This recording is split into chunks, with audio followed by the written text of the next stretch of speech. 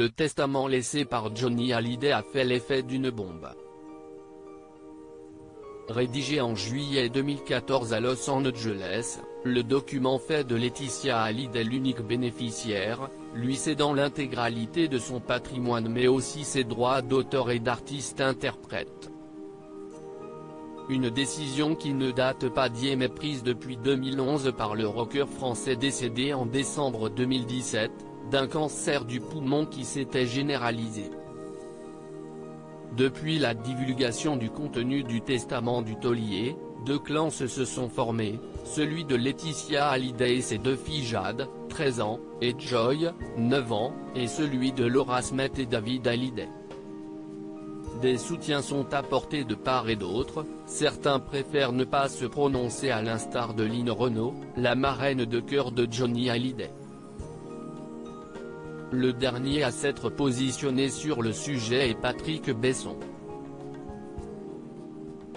L'éditorialiste du Point s'engage ouvertement en faveur de Laetitia Hallyday et de ses fillettes vietnamiennes.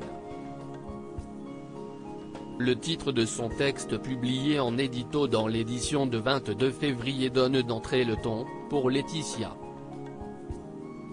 Demandant le respect des dernières volontés de Johnny Hallyday, Patrick Besson approuve que Laura Smith et David Hallyday aient été déshérités par leur papa et que le taulier privilégiait l'avenir de ses deux plus jeunes filles. Il a considéré que Jade et Joy avaient davantage besoin de sa fortune car elles étaient des enfants, écrit-il.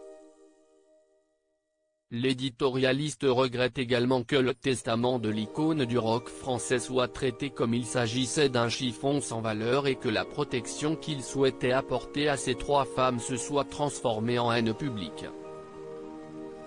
Déplorant que certains n'hésitent pas à calomnier et à insulter la mère de Jade et Joy, il va encore plus loin en interrogeant sur le traumatisme que provoquera, chez les deux petites asiatiques, cette abominable polémique.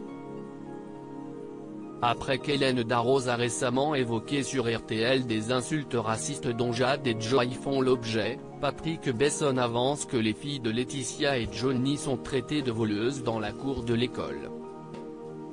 Comme si la peine d'avoir perdu leur papa si jeune n'était pas suffisante.